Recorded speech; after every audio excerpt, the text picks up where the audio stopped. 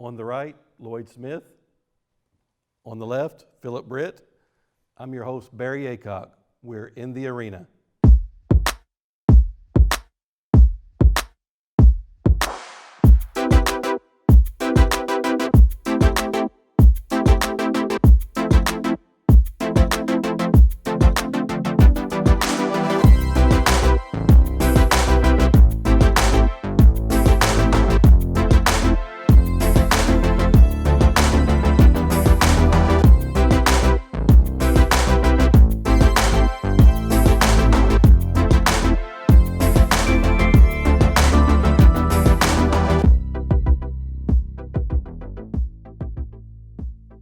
Past episodes, we've covered the presidential debates. We've gave you some history of those, the vice presidential debates, and some history behind those. This episode, we're going to be covering some of the past gubernatorial races, and we're going to talk about the current governor's race here in the state of Missouri. But first, Phillip, tell us a little bit about one of our past gubernatorial races here in Missouri. Absolutely. We started talking about this and wanted to look at some interesting races over the years.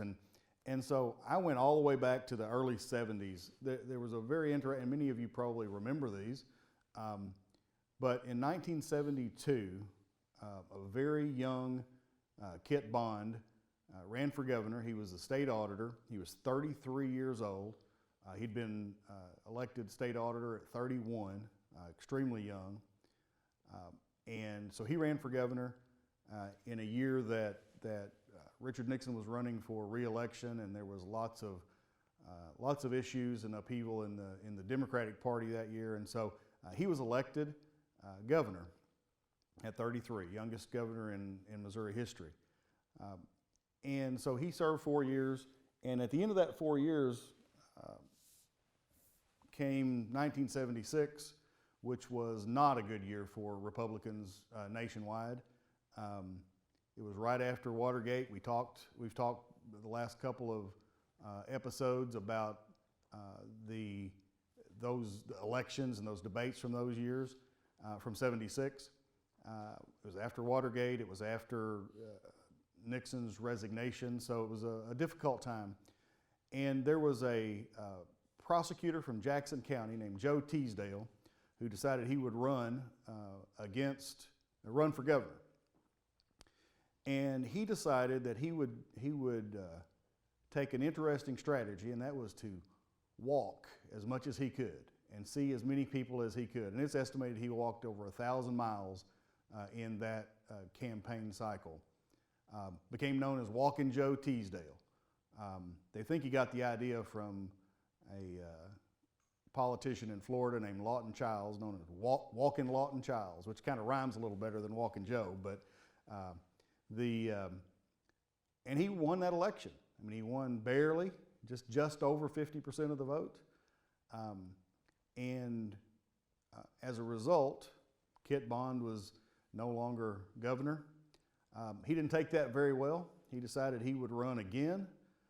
And in 1980, with Reagan landsliding Carter and Bond running for election against Teasdale, Bond was able to win that election again. So it's pretty interesting how there was this back and forth between the two of them for a period of 3 election cycles. Basically, the two of them were in and out.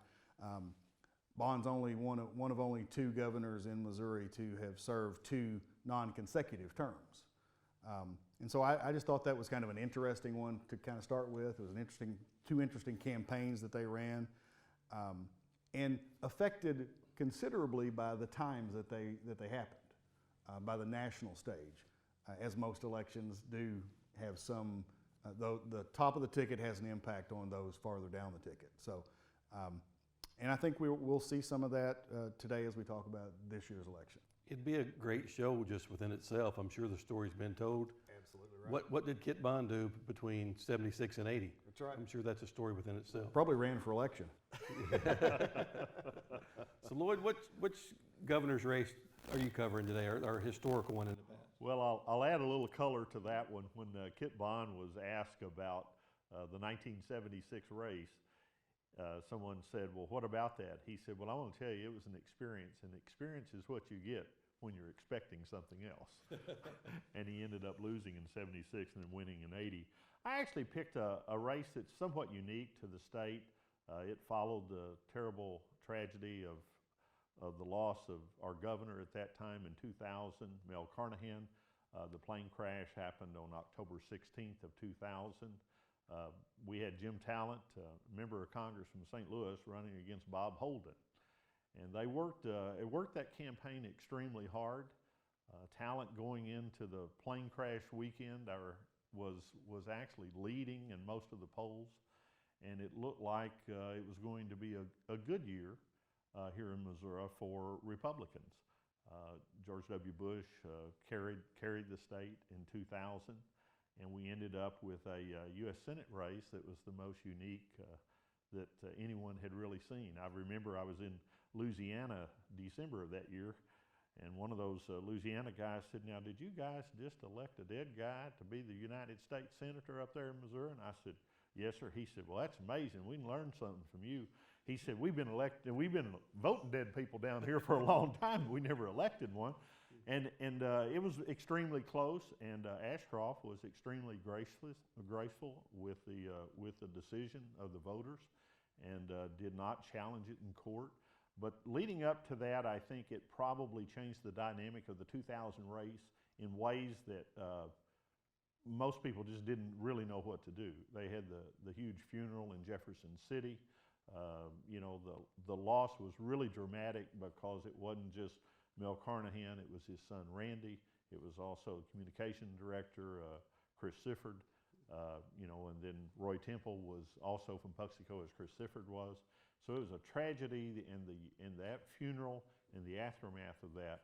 Through the election into a kind of a quandary, how do you run, you know, for the governor's position when the governor who has just been died, and all the emotions from that, and then Talon ends up losing that election by right around 21,000 votes. So pick that election. It was a good year, basically, for Republicans at the top. George W. Bush won the state with a little bit less than 100,000 votes, but Talent lost by 21,000. And most people think that just not being able to know how to handle the tragedy and moving forward just froze it in time. And when they tried to recapture that momentum, they couldn't quite get there. Lloyd, you brought up a lot of nostalgia for me. I think Governor Carnahan was the best governor this state ever had. And it was a very emotional time in Missouri. And there's many, many emotions that was running through many voters' heads at that time. But I'll never forget the day after the election, 2 days after the election, you made a point about John Ashcroft. I'll never forget the classiness that he had. He said something like, I hope in a very special way that this brings comfort and healing to the Carnahan family. He said, I will not be contesting the results of the election. And I thought that was so classy, and he's my favorite Republican after that point because it was such a great move for him to heal the state.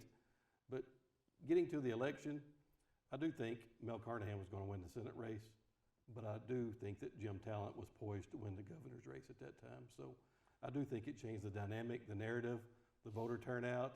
You know, there was a lot of emotion going into that race, and we know how it turned out. The rest is history. But yeah, I'm glad you brought that up. There's a lot of local ties with Puxico, with Chris Sifford, Roy Temple. Absolutely. And like I said, I think he's the best governor this state's ever had.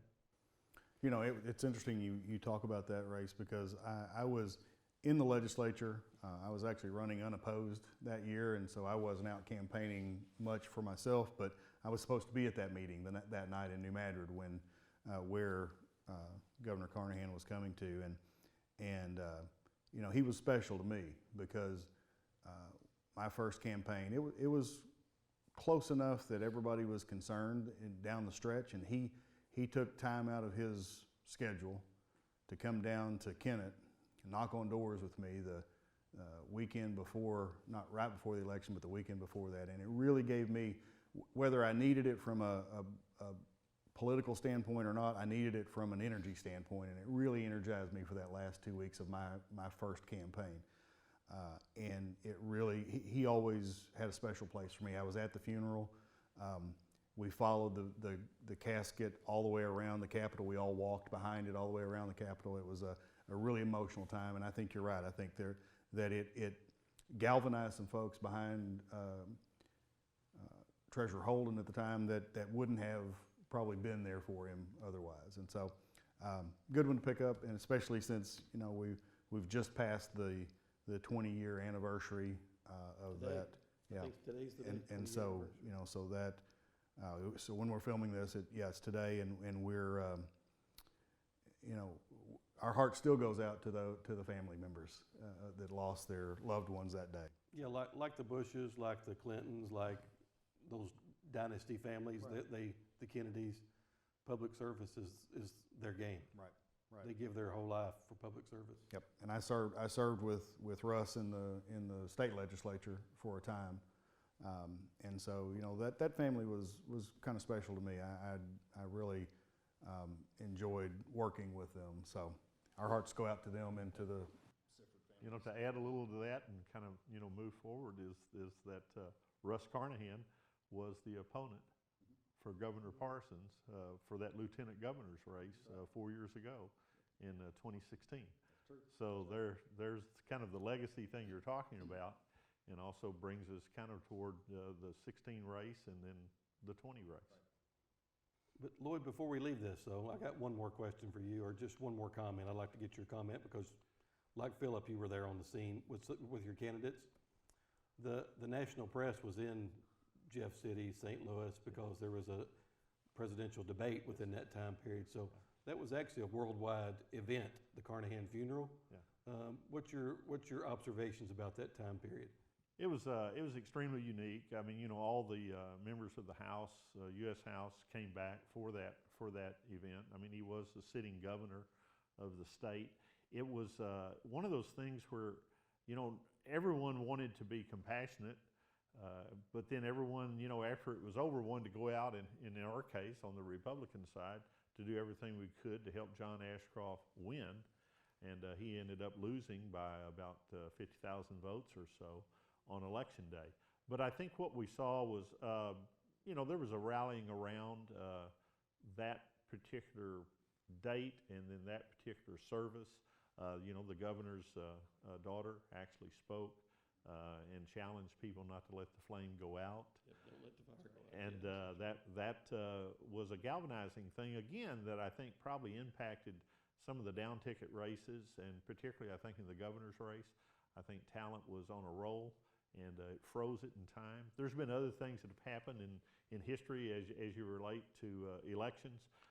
Nothing quite that dramatic in my lifetime, unless you go back to '76 when we had another plane crash that took out a U.S. Senate candidate that had aspirations at that time, in Jerry Litton, moving not just in that Senate race but on up. And that would have changed everything if in 1976 Danforth and Litton had ran against each other rather than Danforth and Hearns. And so, sometimes tragedies change the political environments in ways that pollsters can't capture, and certainly consultants can't. And those who manage those campaigns are just shocked and don't know exactly what to do next, because they don't want to offend, but they still want to win. Now we're going to cover the state of the current Missouri governor's race here in Missouri. Phillip, statistically, where do you feel like the race is at? I have the latest polling in my hot little hands right here. So this is a St. Louis University poll that polled likely voters back in early part of October, last of September, early October. That's the latest numbers that we have. And they show the governor's race is at 49.7 for Governor Parson and 43.7 for Auditor Galloway. So that's where this shows right now. Just in case you're curious, it shows the presidential race at 51.8% for Trump and 43.2% for Biden. The thing that I think is most amazing to me, I mean, we're still, a few weeks away from Election Day, at least a couple weeks, and there are only in the presidential race in Missouri, based upon this polling, and obviously polls can be skewed, but there are only 2% of the people that are undecided in that race. And in the governor's race, there's only 3.6% of the people that are undecided. I've never really seen that, even at this point in the race. You know, usually you'll see a little bit larger number of undecided voters, or at least people that maybe don't want to say they're for one or the other, and they just want to hold off till the last second to make that decision. It appears that these voters, at least, are the ones they polled are engaged, and they've made their mind up. So, from a campaign standpoint, how do you deal with that? If you're 8 points behind, and there's only 2% of the people out there that are undecided, it sounds like you've got to win over some folks that are right now on the other person's side. That's a challenge, especially this late in the game. Well, Lloyd, I haven't run into any of those undecideds. Have you? Where do you think the state of the race is? I think the governor's race right now, that poll may be right, but polls right now have a tremendous amount of plus or minus, we call it. So, when you start talking a 3.9 plus or minus, you're talking almost an 8% swing potential.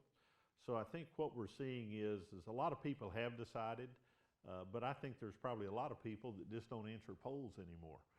They come in on my hard line. I still have one. I'm pretty old-fashioned, as well as my cell phone. And the extrapolation you're having to do in polling right now is really put pollsters kind of in the bullseye of trying to be right. They missed it pretty strongly in 2016. I think they're finding themselves in a way that they want to earn money, so they do a lot of polls, but I think they're finding themselves in there with the potential to be wrong, and the potential to be wrong by 4 or 5% is big. 8 or 9% is really a tremendous spread. If that's the kind of spread you call a landslide. Yes. I feel like the governor's race right now is, I think Governor Parson's winning. I think Nicole Galloway's closing hard right now. Will she have enough time? That remains to be seen. But I feel like our last governor, he sucked up the media, the airwaves all the time. And I feel like that there's a lot of compassion towards our current governor, because he pretty much just kept his mouth shut, put his head down, and done the job. And I think he's getting rewarded for that right now in the polling and his reelection campaign. It's looking good for him right now. If I was one or the other, I'd rather be the one ahead. So I think that people are confident with the leadership in Jeff City right now, and I think the governor is poised for reelection today. Now, does she still have time to close that gap? Like I said, I think she's closing hard right now. COVID's making the governor's COVID plans look very bad, and Lloyd, that question's for you. I mean, that's what Nicole Galloway wants to talk about the next 2 weeks is the failure of the Parson administration. Absolutely. In the political grid, sometimes we go Galloway on Parsons and then Parsons on Galloway. There's kind of I don't know, some guy made that up a long time ago, and it's still in use everywhere. And I think because COVID is out there, and there are people, everyone knows someone that has been impacted, some even to the point of a fatality. If you have someone in the nursing home, you can't go see them. So it's one of those emotional things. Then it gets down to some point of what could this governor have done differently, and how much mandate can you do to individual communities?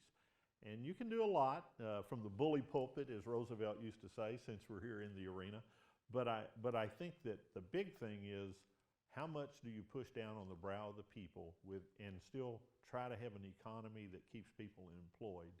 And at some point, you have communities. Cape County still has a mandate for masks. They're still seeing increases, even though they have those mandates. I think COVID probably became a pinnacle issue, but at some point, people are going to say, well, what else could we have done? And if we had done too much, would we have shut down our economy here in the state? And jobs are important, too, to the health of the community. If you don't have a job, you're staying home all the time. Pretty soon, depression sets in. You worry about paying your bills in the future. So I think it's a fine balance, and I think this governor's tried to do the best he can. I'd compare him better than maybe the governor to the east of us in Illinois. And maybe that's the one that we see the most because we're in that same media market. And we talked about that last week, Lloyd. The person in charge, the incumbent, gets the blame or the credit. usually not the credit to blame. So he's also playing the role of, he's the guy in charge, right? He is the guy in charge, and you know, trying to keep up with the numbers, trying to keep everyone informed, it's really, really difficult. And then, you know, there's difference between the rural areas and the urban areas, the concentration of people at events. Impacted more, I think, in the urban area. The I-70 corridor is impacted more. They don't, you know, we're not having Cardinal baseball. You know, we're not having a World Series game in St. Louis, and I think that impacts more. There's a high concentration of people, and I think it impacts more their economy too, because they have more hotels, more restaurants, more events. And out in rural America, in some ways, we've been somewhat insulated from all of that, because a lot of our businesses are still going strong. You know, the ice cream plant at Sykeston, maybe because a lot of people are staying home eating ice cream, are still hiring people. So, you know, it's just it's a unique time, and something we hadn't seen in over 100 years. And hope to never see it again. And hope to never see it again. Well, Phillip, what are some of the issues of the day that's in our governor's race today? I know education's always near and dear to a candidate's heart. They both have differing philosophies. But how do you differentiate yourself on the educational issues before the citizens of the state? Well, you know, it's interesting you mention that, because I actually, the same poll asked some of those questions, and one of the questions was specifically about what issues are important to you. And I'll talk about education, but to these folks, education was only 2.9%. The things that were really on their mind were the economy, which Lloyd just talked about, because we've had such flux in the economy because of the fact that we've had COVID. Healthcare was, I mean, just 1 percentage point below the economy, and then COVID-19 at 17%. So those are the three big issues that folks were focused on. And you know, everything else, and law and order, those are the things that people are most concerned about, those four issues. But education, one of the things that this particular poll shows is that, you know, given an opportunity, people would send their kids to a private school, or they'd send their kids to a charter school if they could.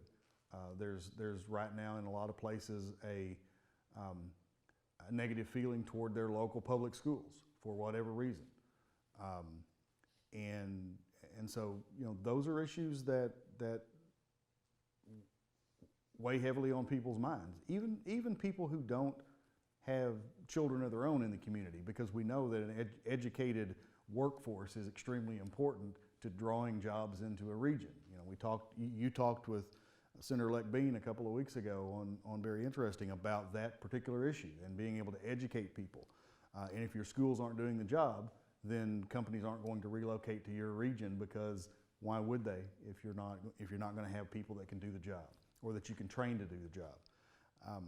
And so I think that's very important for that to be discussed, and for the folks, you know, and Governor Parson has spent a lot of time over the last 2.5 years that he's been governor, focused on education and the kind of technical education and trade education that we've kind of gotten away from a little bit in some areas. And we talked about, Senator-elect Bean also talked about maybe trying to create a school like that down here in the area. And so that's the part of education that I agree with Governor Parson, that needs to be a real focus for what we're trying to do.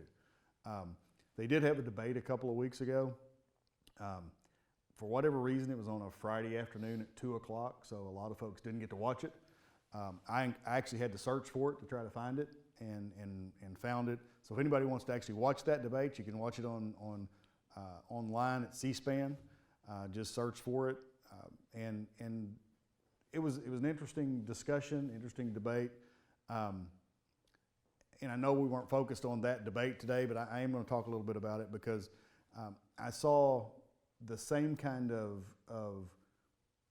I believe the feeling of I'm behind and I've got to catch up and I've got to do something a little bit dramatic from Auditor Galloway that I saw from President Trump in that first debate that we talked about a couple of weeks ago. That he was pointedly attacking, you know, Vice President Biden, and she, though she didn't do it in the same way at all, it weren't personal attacks, but there were attacks on policy and attacks on Governor Parson and his handling of COVID for the most part. I mean, that was a big part of it. But also some negative about the special session that we just went through for criminal law and criminal, and violent crimes, which really didn't produce a whole lot. They were up there for several weeks, but it really didn't produce a whole lot, and I think there was some negative as a result of that. But for the most part, I think that as long as Governor Parson continues to not cause himself problems, I think he'll come out in the positive end.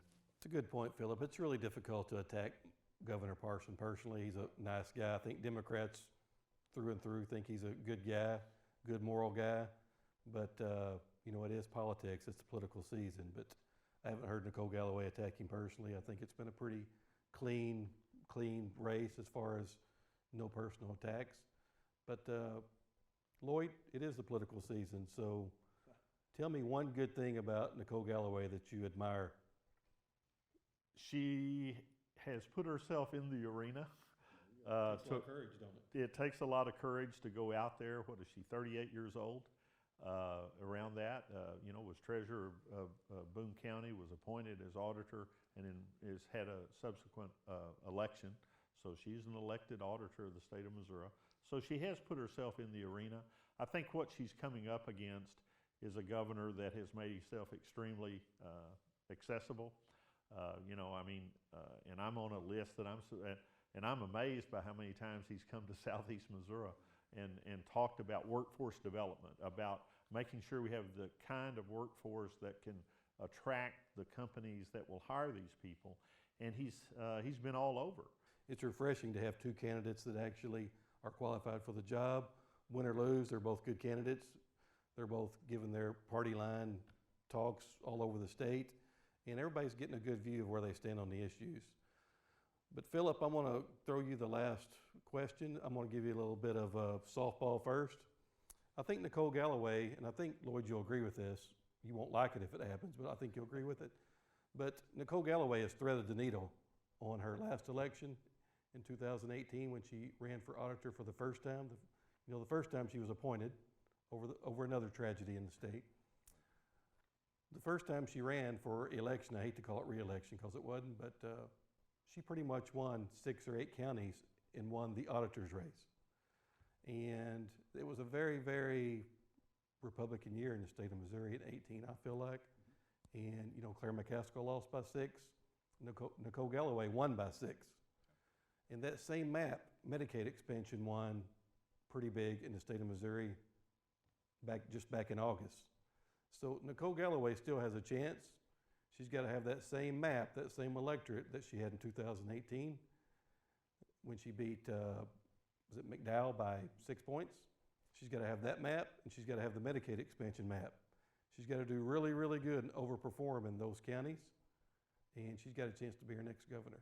What do you think about that, Phillip? I think she's got to not only have that map, but she's got to have that map turn out, and not just turn out like for Medicaid expansion. They've got to turn out significantly to overcome the turnout that there will be. Because I'm convinced that there were a significant number of Trump voters that did not vote in the primary because President Trump's name wasn't on the ballot.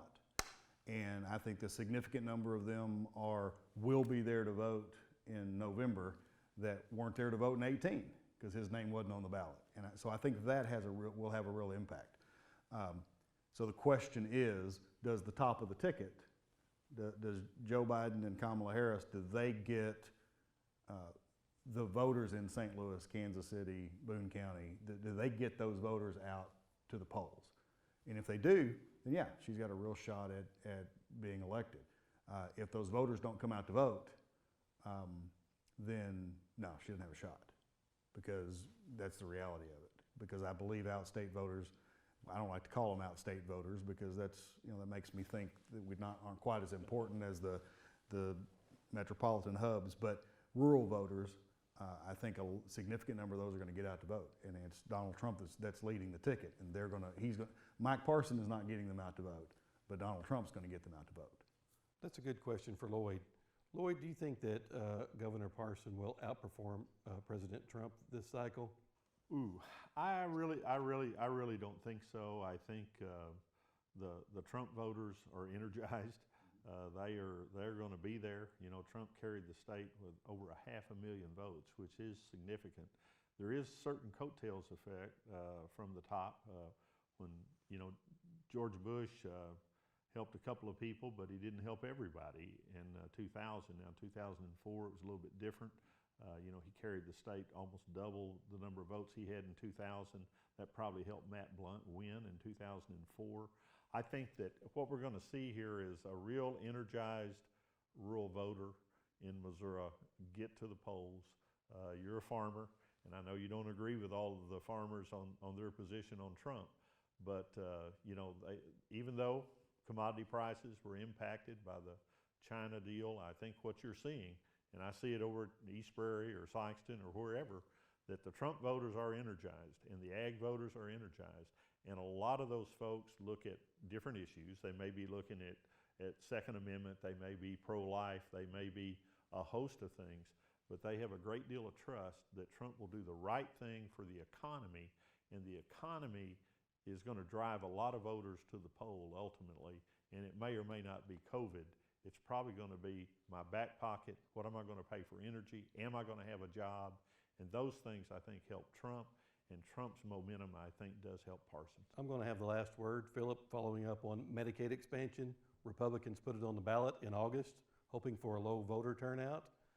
It passed, narrowly passed in August, in the August primary. I truly believe if it was on the ballot in November, it would be an even bigger victory for Medicaid expansion. And that is Nicole Galloway's path to victory. If she has one, that's it. Those counties, those voters, if she's got a pathway to victory, that's it. And I think she's focused on winning those votes. Join us next week for another episode of In the Arena. Thank you for joining us this evening. Next week, Lloyd and Phillip and myself will give you our predictions on the Electoral College for the president's race, the governor's race, many congressional races like Jill Shoup and Ann Wagner. That's a hot race. There's a few contested state senate races. One that comes to mind is Andrew Koenig and Deb Lavender. So if y'all don't know about those races, we're going to study up on them, but there's a lot of 50-50 races in the state of Missouri. Some of the down ballot statewide races aren't that close, and Phillip and Lloyd will be giving you their predictions next week. Thank you.